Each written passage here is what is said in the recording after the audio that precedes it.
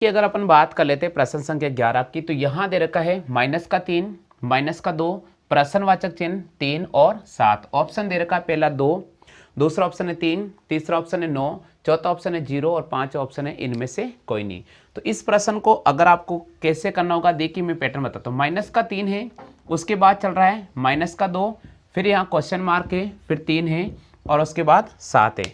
दोस्तों यहाँ -3 है और यहाँ -2 है, तो हम क्या करेंगे, यहाँ पर -3 है तो यहाँ +1 लिखेंगे। क्या लिखेंगे? +1। जैसे 3 में से अगर 1 घटाएंगे, -3 बड़ा है और उसमें अगर 1 जोड़ेंगे प्लस का तो -2 आ जाएगा। फिर देखिए यहाँ पर 1 के बाद 2 आता है तो +2 जोड़ेंगे, तो -2 और +2 ये कैंसिल आउट होकर यहाँ आ जाएगा 0। फिर थोड़ा आगे बढ़ते हैं, 0 में अगर मैं 3 जोड़ता हूँ तो 3 आ जाएगा और 3 में अगर मैं 4 जोड़ता हूँ तो 7 आ जाएगा। इस श्रृंखला के अकॉर्डिंग यहाँ पर प्रश्नवाचक चिन्ह के स्थान पर 0 आना चाहिए। इसका मतलब हमें यहाँ पर कौन से ऑप्शन को राइट करना होगा? हमें यहाँ पर डी ऑप्शन को राइट करना होगा। देखिए यहाँ हमारा प्रश्न दे रखा 9, 28, 65, 126 और प्रश्नवाचक चिन्ह। दोस्तों मैं आपको एक तरीका बताता हूँ, इसका बहुत आसान तरीका है और ये रट लेना चाहिए आपको। 9, 28, 65, 126 और प्रश्नवाचक चिन्ह। देखिए दोस्तों कैसे पता चलेगा, याद होगा आपको मैंने 1 से लेकर 10 तक का क्यूब लिखवाया था, उसमें यह था कि 2 का क्यूब 8 होता है और यहाँ 3 का क्यूब 27 होता है, यहाँ पर 4 का क्यूब 64 होता है और 5 का क्यूब 125 होता है, तो 6 का जो क्यूब होगा वे 216 होगा। ठीक है, हमेशा ध्यान रखना क्यूब रूट के पास वाले डिजिट का आंसर आ सकता है, यानी इससे 8 में 1 जोड़ने पर मेरे पास 9 आता है, तो देखिए यहाँ 9 नजर आ रहा है। 27 में मैं 1 जोड़ता हूँ तो मेरे पास 28 नजर आ रहा है। 64 में मैं 1 जोड़ता हूँ तो 65 नजर आ रहा है और 125 में 1 जोड़ता हूँ तो 126, तो 216 में 1 जोड़ने पर कितना आ जाएगा? 217। तो यहाँ पर सही जवाब होगा हमारे पास 216। क्यूब रूट के पास में और कौन सा प्रश्न बन सकता है वो मैं तरीका यहीं पर समझा रहा हूँ आपको। क्या पता सीट में अगला प्रश्न ऐसा आ सकता है। देखिए 2 का क्यूब 8 होता है तो आप 8 में से 1 घटा दीजिएगा, श्रेणी ऐसी भी आ सकती है 7। 27 में से 1 घटा दीजिएगा 26, 64 में से 1 घटा दीजिएगा 63, 125 में से 1 घटा दीजिएगा 124 और 216 में से 1 घटा दीजिएगा 215। इस प्रकार की श्रेणी भी एग्जाम में आ सकती है कि 7, 26, 63, 124, 215। तो आगामी क्या होगा? तो आपको क्यूब रूट ही निकालना पड़ेगा। हमेशा ध्यान रखें 7, 26, 63 वाली सीरीज आए तो भी आपको क्यूब वाला पैटर्न यूज करना होगा। 9, 28, 65 वाली अगर श्रेणी मिलती है तो भी आपको क्यूब पैटर्न यूज करना होगा। उम्मीद तो मैं करता हूं कि आपको ये पैटर्न बिल्कुल क्लियर समझ में आ गया होगा।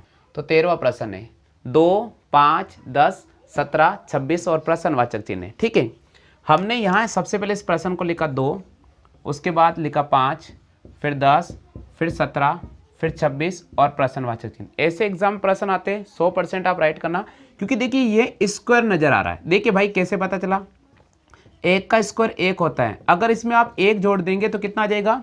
2। इसी प्रकार 1 के बाद 2 आता है तो 2 का स्क्वायर कितना होता है? 4 और 4 में 1 जोड़ने पर कितना आएगा? 5 आ जाएगा। इसी प्रकार देखिए 3 का स्क्वायर होता है 9 और 9 में 1 जोड़ता हूँ तो 10 आता है। इसी प्रकार देखिए 4 का स्क्वायर होता है 16, 16 में 1 जोड़ूंगा 17 आ जाएगा। इसी प्रकार देखिए 5 का स्क्वायर होता है 25, 25 में 1 जोड़ूंगा 26। तो अगला पैटर्न आएगा 6 का स्क्वायर, 6 का स्क्वायर होता है 36, 36 में 1 जोड़ने पर आएगा 37। तो हमें यहाँ पर कौन सा ऑप्शन को राइट करना पड़ेगा? हमें यहाँ पर सी ऑप्शन को राइट करना होगा। इस प्रश्न का जो सही जवाब होगा वे सी ऑप्शन होगा। चलिए दोस्तों हम बात कर लेते हैं प्रश्न संख्या 14 की। यहाँ दे रखा 62, 66, 66, 84, प्रश्नवाचक चिन्ह और 232। तो हम क्या लिखेंगे? सबसे पहले 62 लिखेंगे, फिर यहाँ 62 लिखेंगे, फिर 66, फिर 84, प्रश्नवाचक चिन्ह 232। देखिए मैं आपको एक तरीका बताता हूँ, यहाँ पर फिलहाल अंतर 0 का चल रहा है और यहाँ पर जो अंतर है वो 4 का चल रहा है और इसका अंतर की अगर अपन बात करते हैं तो यहाँ 18 का अंतर चल रहा है। इसका मतलब 0 से 4 और 4 से 18 जा रहा ना। तो हम क्या करेंगे फिर इस स्थिति में, हम इसका पैटर्न ढूंढेंगे। पैटर्न क्या हो सकता है?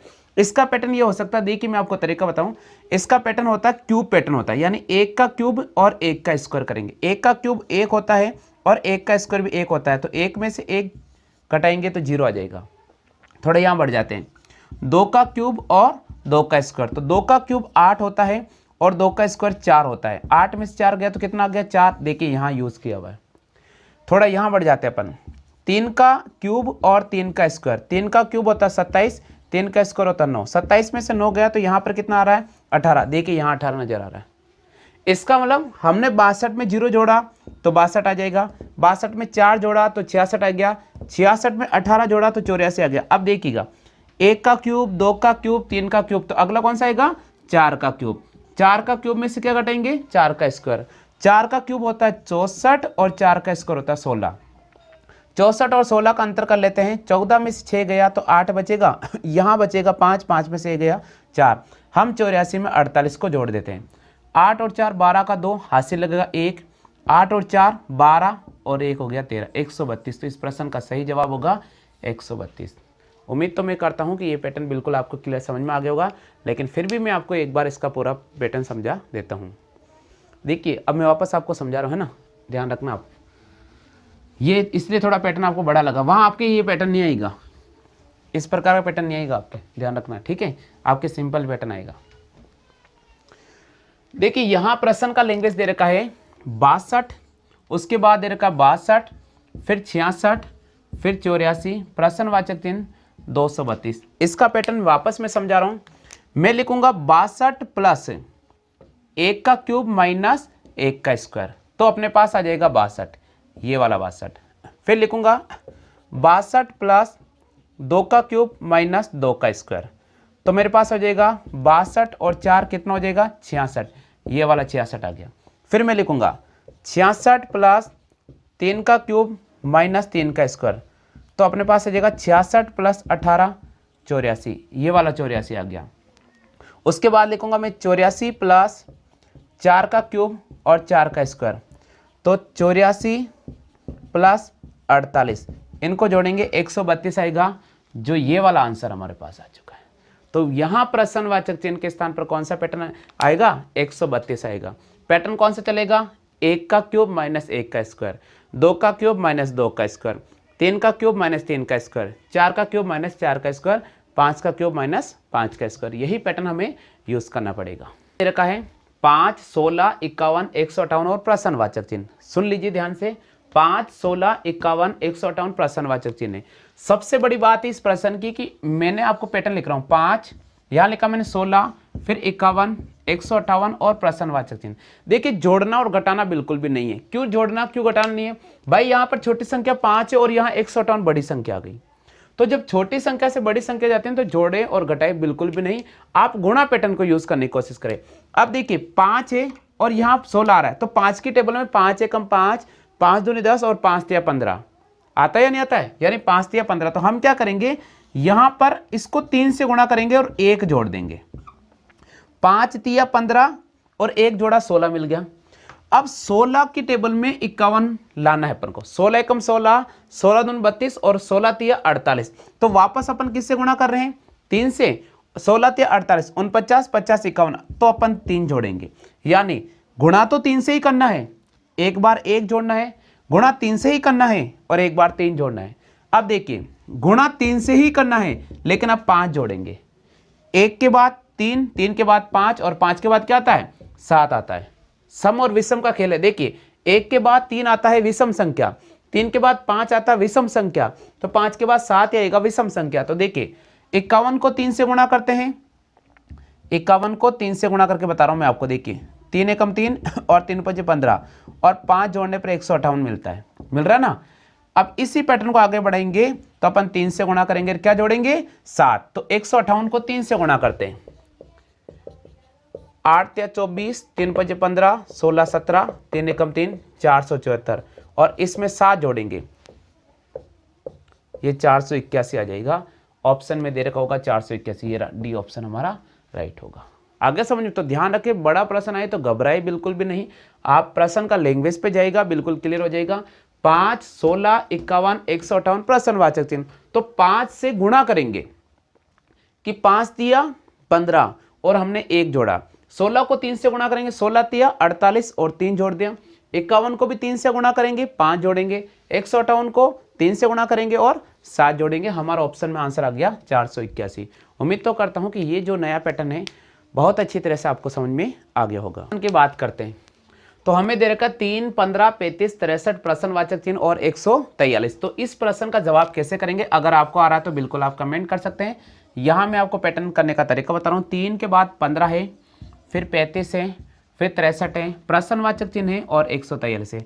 देखिए भाई आप यहाँ देखो 3, 15 स्क्वायर के नजदीक नजर आ रहा है। 2 का स्क्वायर होता है 4, इसी प्रकार देखिए 4 का स्क्वायर होता है 16, 6 का स्क्वायर होता है 36, 8 का स्क्वायर होता है 64, तो 10 का स्क्वायर होगा 100 और 12 का स्क्वायर होता है 144। ये स्क्वायर पैटर्न है। तो देखिए 4 में से मैंने 1 घटा दिया तो मेरे पास 3 मिल गया जो ये रहा।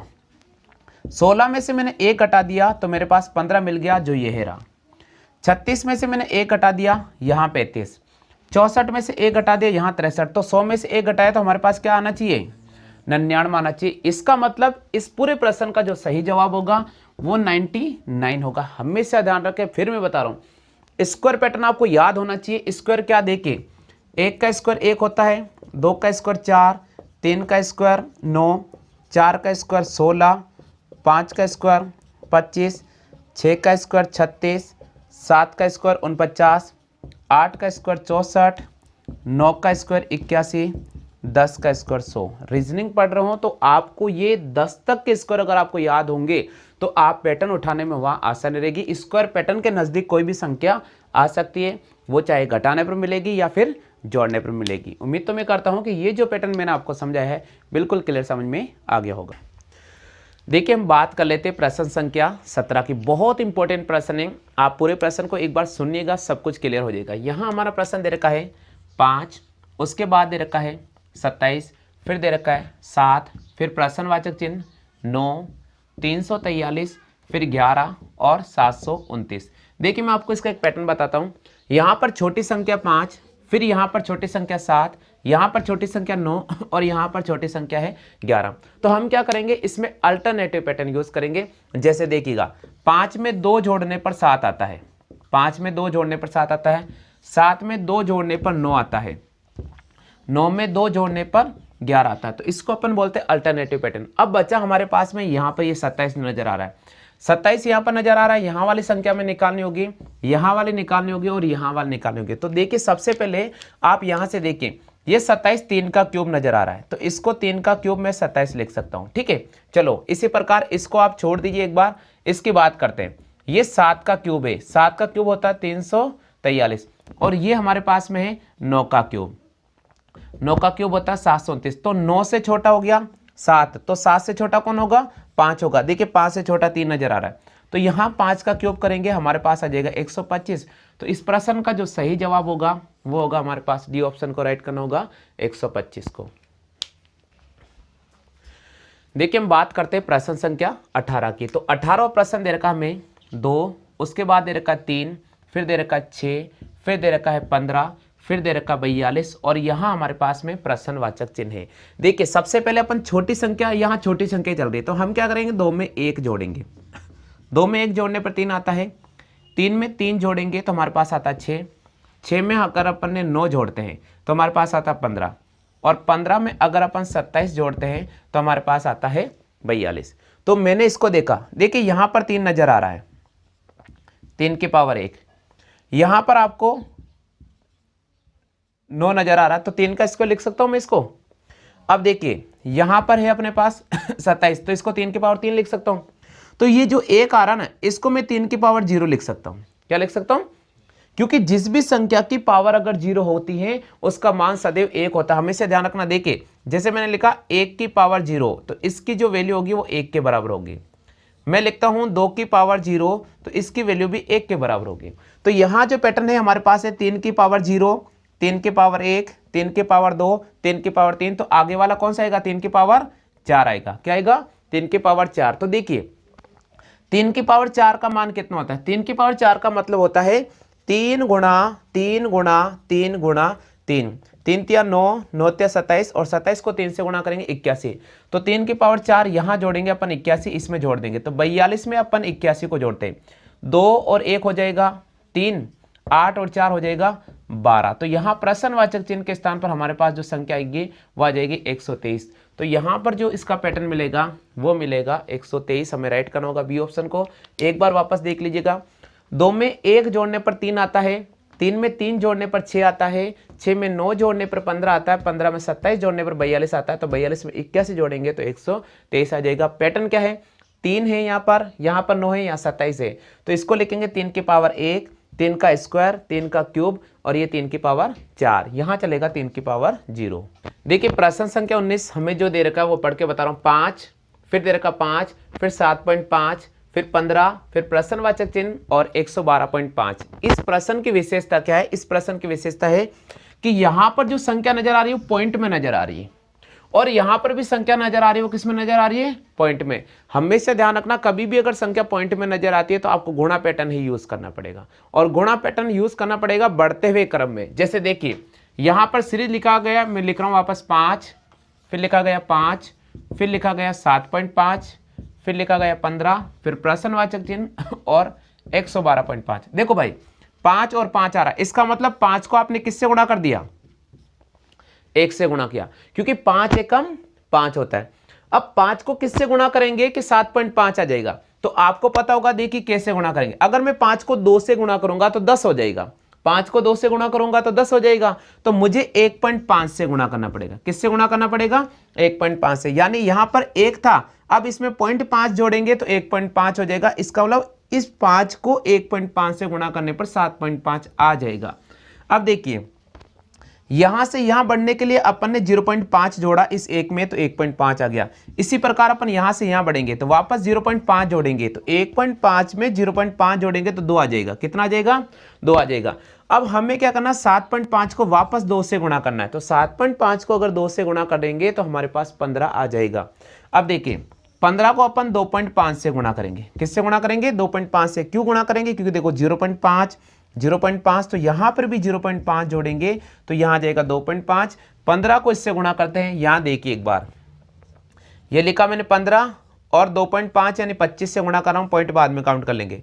5 25, 5 एकम 5 6 7, फिर देखिए 2 पंजे 10, 2 एकम 2 और 1 3। अब पॉइंट काउंट करेंगे तो यहां आ जाएगा, तो इसका जवाब हो जाएगा 37.5। ये इसका आंसर होगा। हमेशा ध्यान रखना है कभी भी अगर आपको पॉइंट दशमलव के बाद कोई भी संख्या नजर आ रही है तो आपको उसको बढ़ते हुए क्रम में रेगुलर गुणा करना होगा। जैसे 5 को 1 से गुणा किया तो 5 आ गया, फिर 5 को 1.5 से गुणा करेंगे तो 7.5 आएगा, 7.5 को 2 से गुणा करेंगे तो 15 आएगा, 15 को 2.5 से गुणा करेंगे तो 37.5 और अगली संख्या को 37.5 को 3 से गुणा करेंगे तो ये संख्या में प्राप्त हो जाएगी। तो इसका सही जवाब होगा 37.5, यानी आपको राइट करना होगा यहाँ पर सी ऑप्शन को।